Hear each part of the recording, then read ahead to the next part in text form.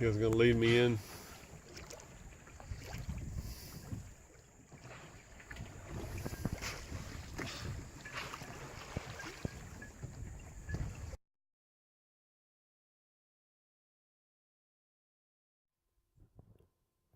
The sea is only the embodiment of a supernatural and wonderful existence. It is nothing but love and emotion. It is the living infinite. By Jules Verne.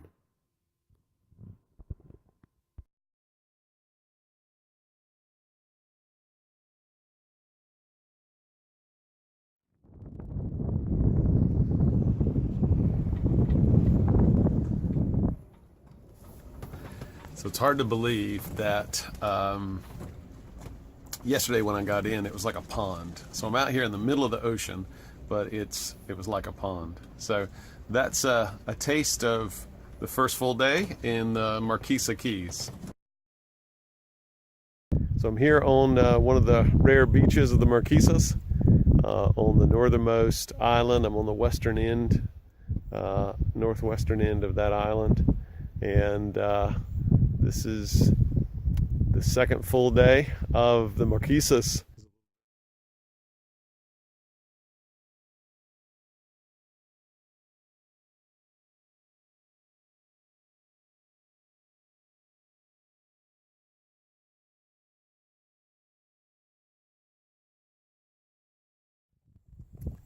All right, we had a strange device out here at the back of the boat. It is my calendar for the 31 days of solitude, of shift. And so I'm on day 7. So you see the ribbon yarn tied there. And that's how we tell time in the Marquesas Keys.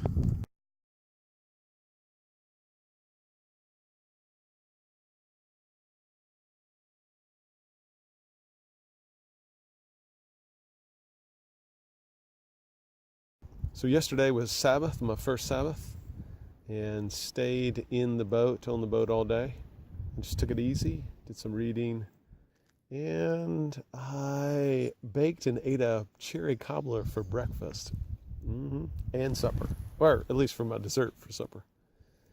And, but just took it easy, just trying to pace myself, and because I could explore nonstop, and just realizing just how tired I am, and you don't realize how tired you are until you get a moment to rest.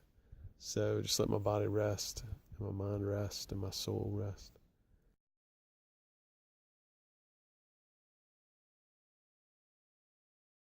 So here we are on the it's kind of the North Island. It's the biggest island of the Marquesas. We're on day 9, and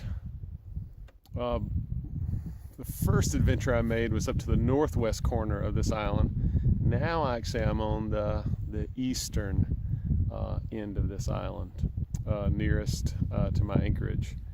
And you know, I don't want to bust anybody's bubbles.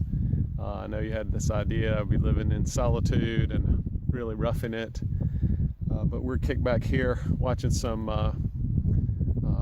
Twig TV here on one of the few beaches of the Marquesas. So after I filmed yesterday, you know, it was glorious up until that point, and I realized while I was in that pass, the tide was going down, and I started to run out of water. So no problem, get out, pull my kayak, but I found out that it's like quicksand. So I barely got out of that pass yesterday, and so came earlier today over to this island. The islands are surrounded by these flats, and you cannot walk on them. You can walk on these few beaches. There are few places you can put your feet down. So I wanted to come. I hadn't put my feet down in about 3 or 4 days. I don't think it's supposed to rain. Just a slim chance in about a week. So I'm learning to take saltwater baths and and rinse off with like a cup of fresh water. It works. So anyway, I've gotten used to my smell. So anyway, back to Marquesas TV.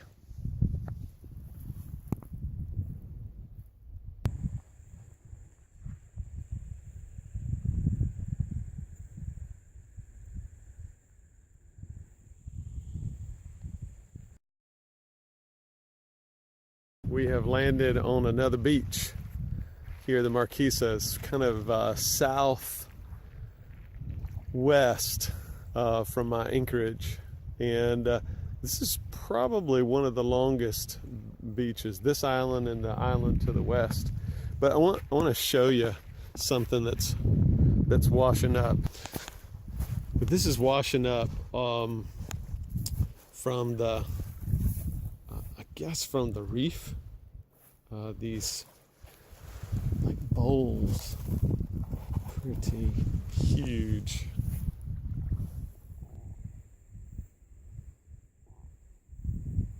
It is day 12 in the Marquesas Keys, and today I caught some fish in the pass, which is the nearest, right there, that cut, and it's got some kind of reef structures, and there's these fish, tons of fish in there.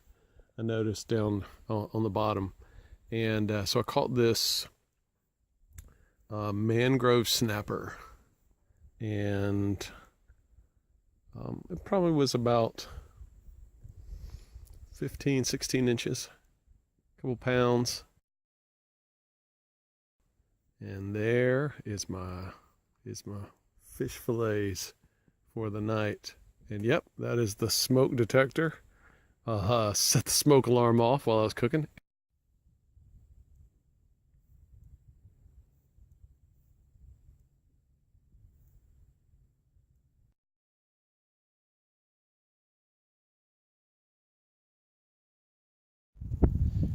All right, day 13 on the Marquesas, and here I am today. I'm trying to circumnavigate the northern island, which is the big one. So we shall see. I'll post a mark as to where I'm recording this. I'm probably in the northeast corner of the Marquesas, getting close to it, about to make the turn. So anyway, let's see what are the happenings. I've seen a couple sharks. One was probably like 5 feet or so. They're really timid. They don't stay anywhere close to you when they see you. But I just saw a big ray. It probably was 5 feet across, 4 to 5 feet across. Huge. And I made a discovery just as I'm pulling up to this island. Every time I pull up to a beach, I hear something scurry off, almost like little deer. That's what it sounds like. And then I thought it was hares, rabbits. Now I know what it is. It's these big iguanas, maybe 3 feet long or whatever, and they just tear off.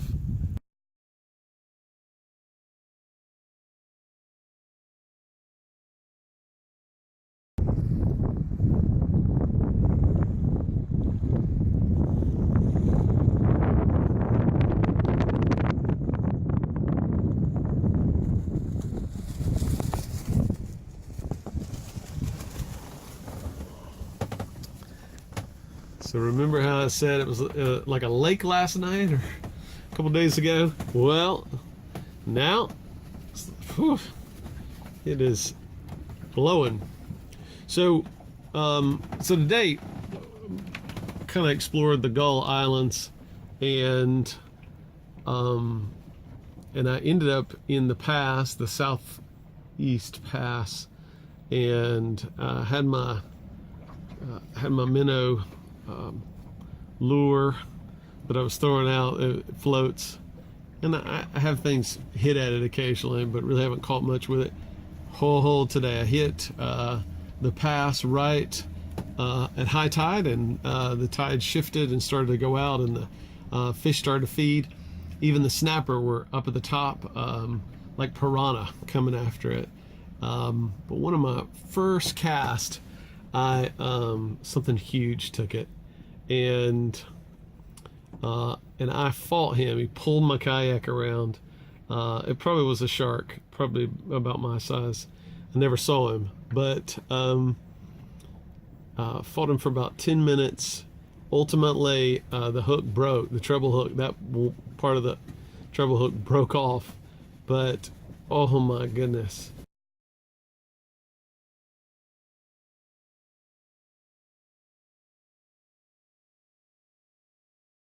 All right, today is day 17, and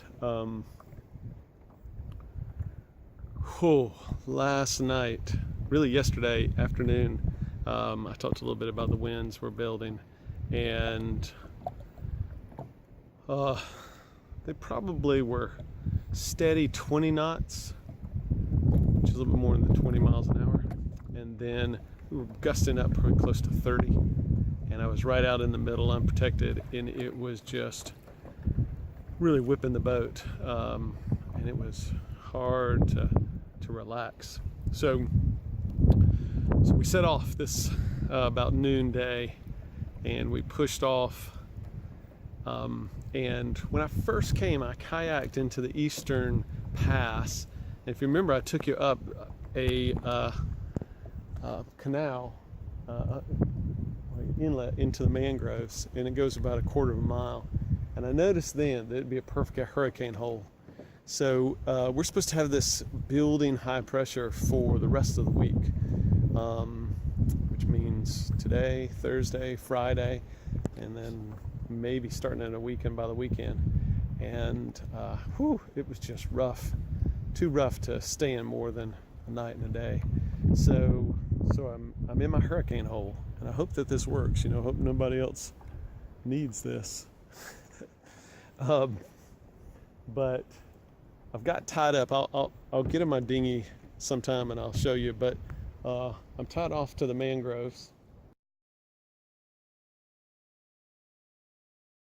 So here we are. When I pulled in, I heard something. I swear I maybe have been out here too long now. I'm alone. I'm starting to hear voices. But there is a parrot or some kind of bird like that that is squawking, and sometimes almost sounds like it's saying words.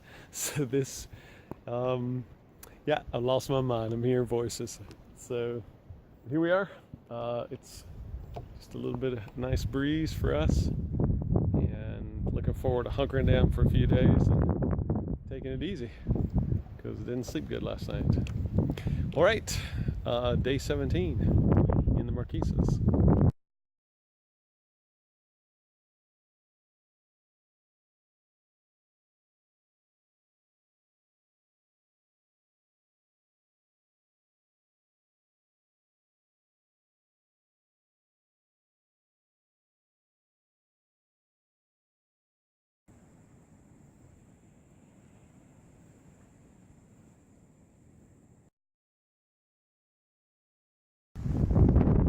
Doggy. So I just kayaked a little bit, but I've stayed right in against the wind shadow of the North Island, just exploring the inside of it, just a little. Scared to get too far because you literally cannot paddle into this wind. This has been sustained now for 3 days, and no sign of quitting. Anyway, day 18. The wind blows where it will. Where it comes and where it goes, no one knows.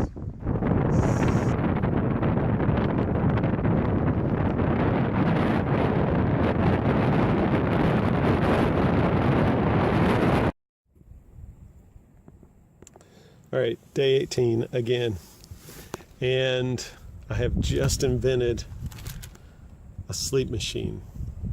Last night I had to get up twice to let the dog out, in a sense. the kayak, the currents here in this inlet, usually the kayak will follow off of the wind, but here the wind and the tidal currents sometimes are opposed, and when the tidal current is stronger, it'll bring the kayak back and bump it against the boat. So there's no place I can put the kayak and have it drift off away in the 24 tidal cycle. So I can retrieve it. I've got a pulley on the other end and a loop, and I can just bring the kayak in. It is a coup. It is what we call a sleep machine.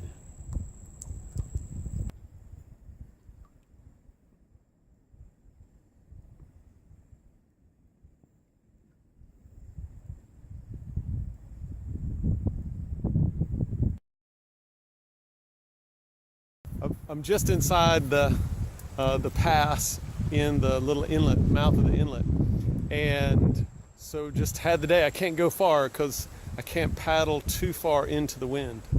So I have been, this is what a preacher does when they have nothing else to do. Made a hammock because I'll be here again tomorrow, so I might spend the day here. So my Sabbath, my third Sabbath. So all right, I'm gonna try to lean this up and hop in it.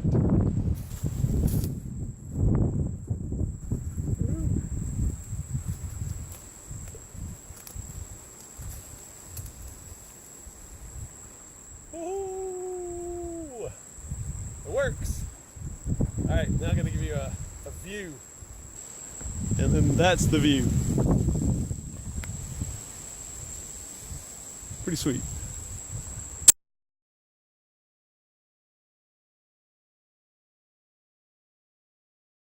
Day 21, and it's my third Sabbath. I usually like to stay in the boat on the Sabbath, just rest and read and pray.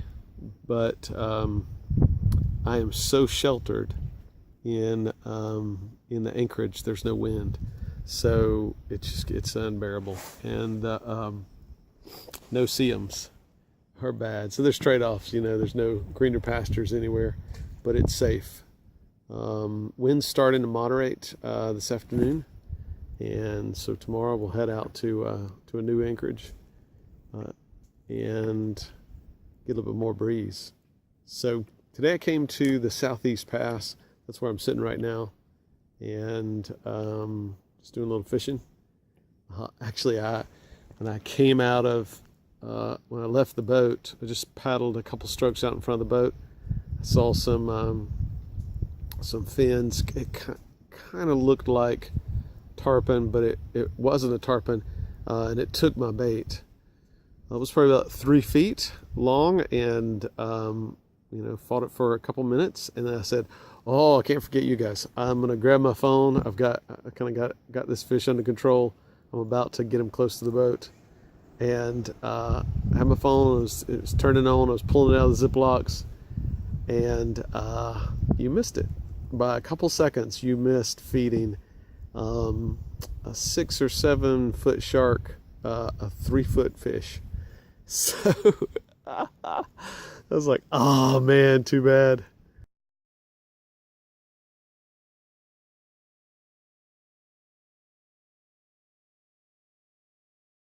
Today is day 23, and so just to catch you up, on yesterday we left the refuge in the eastern pass. The winds had moderated to such an extent the bugs were really bad. But you can see that the wind, even out here moderated, is still pretty strong. It's, like I said, about 15 knots, but everything's good. It was blowing up to about 20 last night, but no bugs. So we're, there's trade-offs everywhere. We're headed north, and we're gonna try to go around from the ocean side, land on the beach, and come into the interior of the North Island. That could be a work. On satellite imagery, there is a huge sand structure of some sort. Not tall, but like it looks like maybe it's like salt ponds or something huge, hundreds of feet, 400, 500 feet long, and it's about 200 feet through some some growth. I got up around the point, the very western tip of the North Island, and so I saw something rolling, and the wind gets me, and I was like, if I can just get a cast, and I got a cast, I got a hit, and I just kept fighting to get a cast here and there, and they kept, there was like a couple of them feeding tarpon, and then finally one took my bait, and I fought him. Actually didn't, he was walking on water, but I didn't actually have to fight him that long. He was probably about 40 inches. And so I got him outside the boat. He was relatively docile. I was trying to get my pliers out. I was trying to get my phone out. I mean, you guys are slow. You're missing everything here. And then I could see these other fins flashing by. And it was one and then two about 6 foot light gray sharks. Oh man. So the tarpon is running from them. The wind is pushing me up into the shallows, right up into the mangroves, which is okay. But the sharks are coming right up, they're scared of me. So if I jump at them, they would run off, they would come right back. And then he got a little bit away from me up the mangrove, and I could tell there was just no way I was going to be able to get him.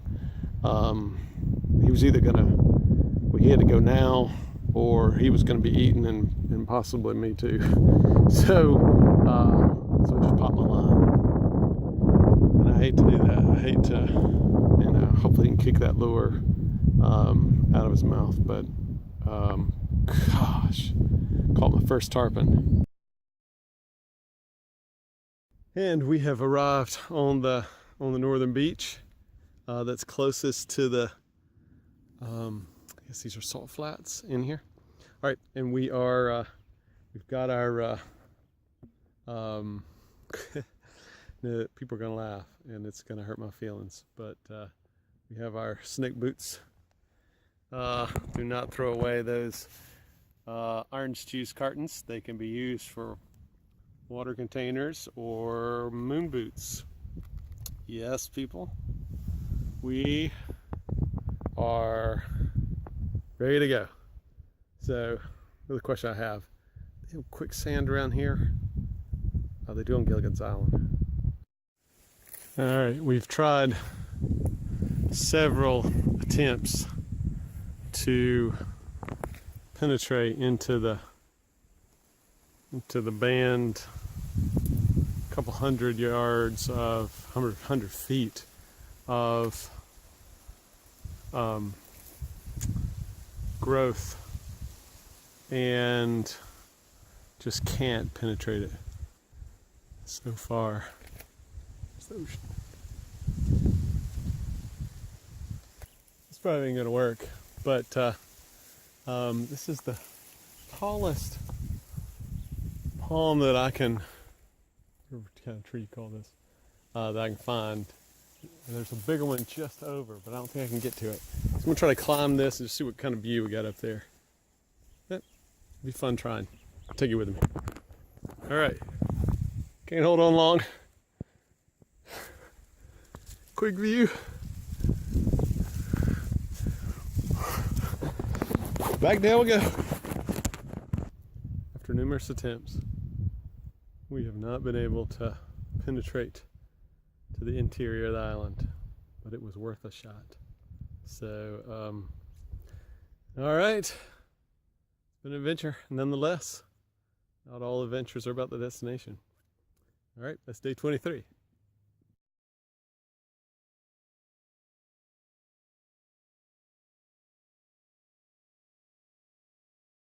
We are in a new anchorage in the kind of southwest corner of the Marquesas. We're expecting a front to come through later today and winds to pick up steady 20-25, gusting above that. Maybe some pretty rough thunderstorms. So they put out a warning, could be 40 to 50 knot winds in those storms. So I'm exposed to a southerly wind right now, but the wind's supposed to clock to the west as the day goes on, and then I'll be completely protected. So that's the plan, at least. So I hope you can hear me with winds still blowing pretty good.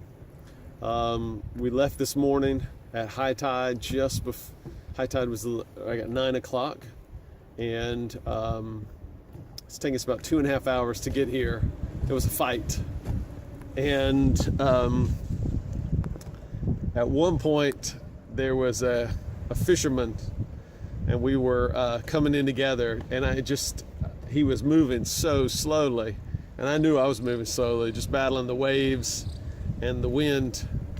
But he was nice. It was good to have a companion right there. And after about an hour, I started to pull ahead just slightly. And I was wondering, like, what's he doing? Is he fishing or something? And then I realized there was a line coming off the front of his bow, and it was his anchor rod. He'd been anchored the whole time, and I'd just been fighting just to come up alongside of him.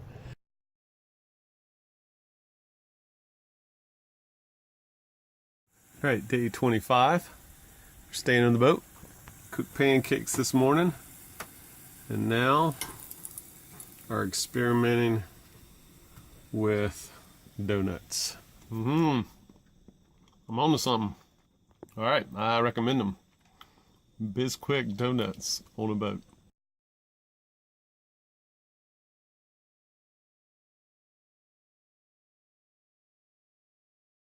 We have landed in, this is the Lakes Passage between Key West and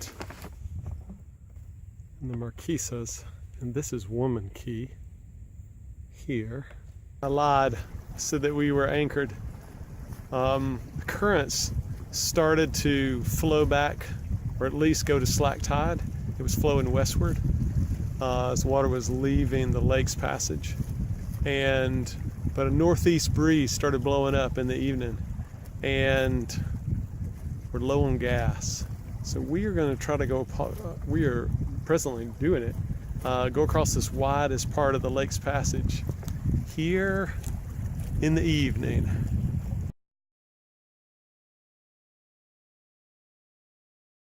We are at Mule Key, which is there just behind me, and it may be very appropriate that my last stop is Mule Key.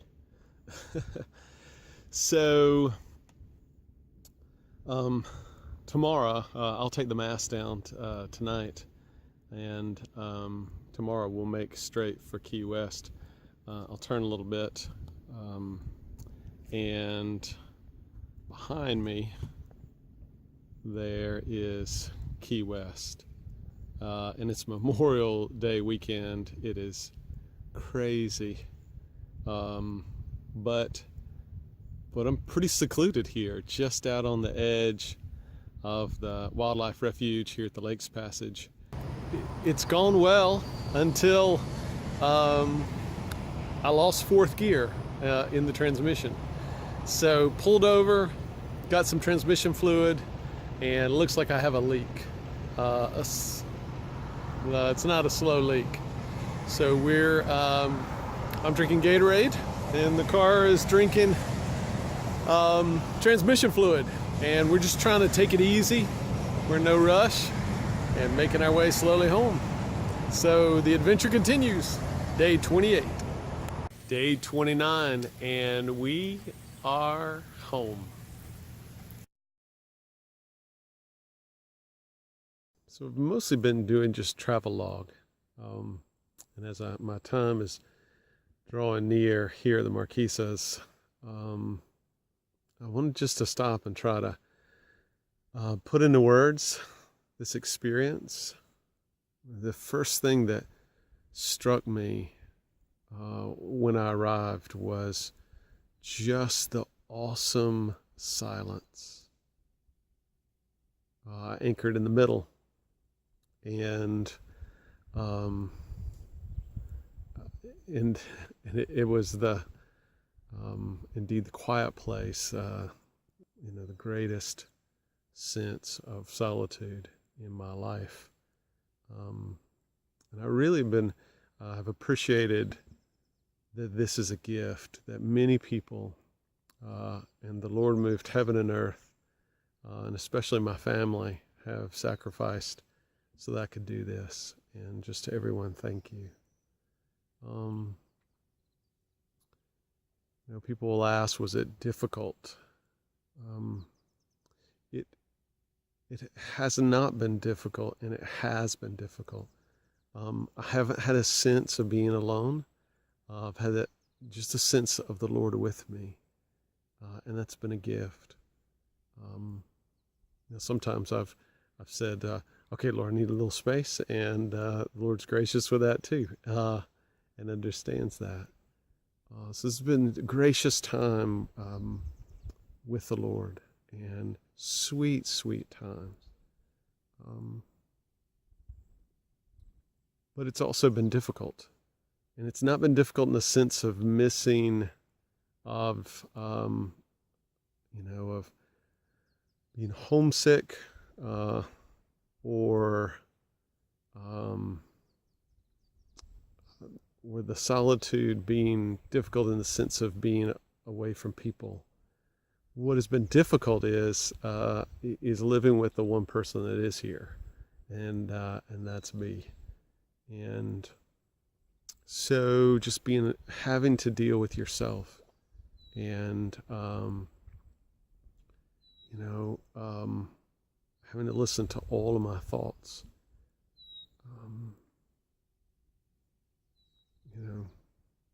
All of them, the good, the bad, the ugly. I've had bad dreams, particularly lots of dreams. I've had silly dreams. I've woken up laughing, and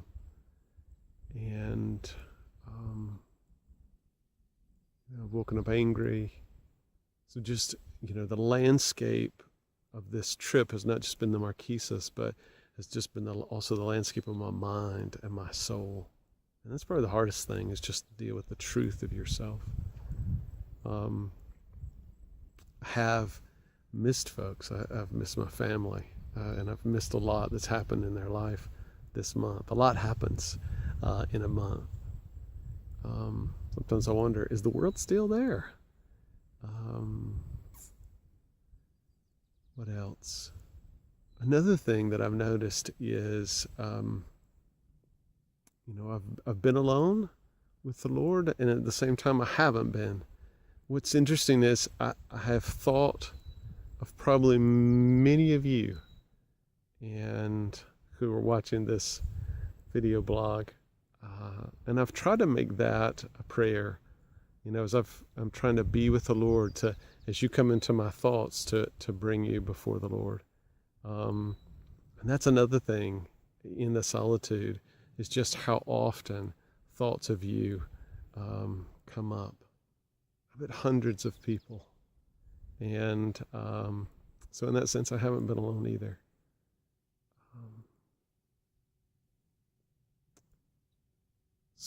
Sometimes I struggle with just trying to take this all in, the glory of it, the vastness, the beauty, the stillness, or last night's storm gusting over 40 knots. I mean, just the power. Living with sharks and tarpon and egrets and cranes and Marquesa chickens, which is what I've named these birds.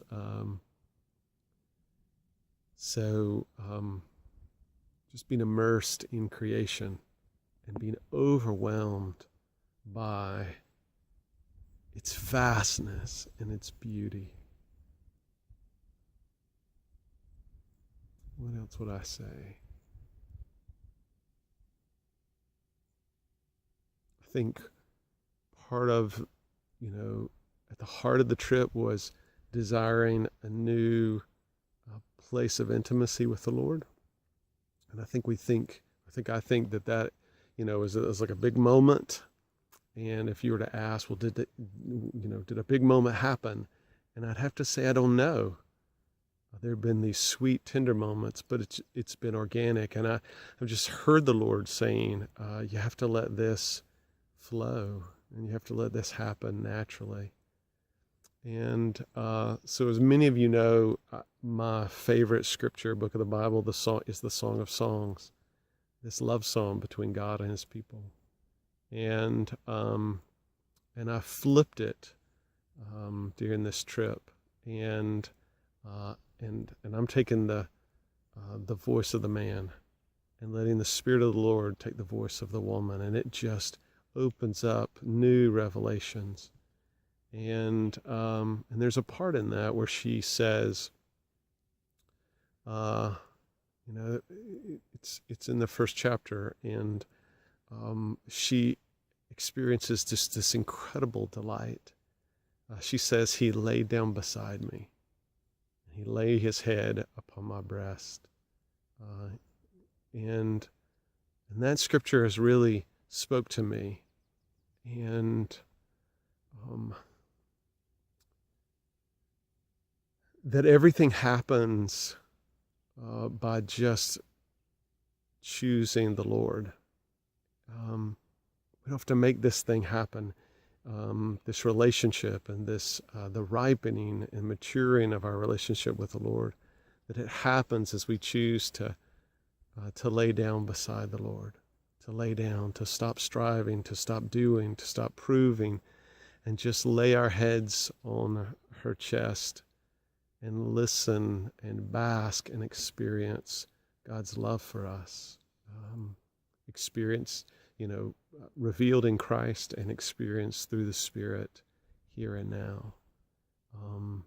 That's my takeaway verse. He lay down beside me and lay his head between my breast. And I've realized this trip how hard it is for me to lay down. Like I'll do it and then my mind's racing off, or I'm getting impatient and running off to kayak. But that's what I've tried to do spiritually this trip and so what I'll bring back with me is just to lay down beside the Lord. And then everything, the drama and the intimacy in the book of the Song of Songs, it flows out of that movement. He lay down beside her. And it's kind of a death. She said his head was like a sachet of sweet myrrh, which is symbolic of death, sweet death.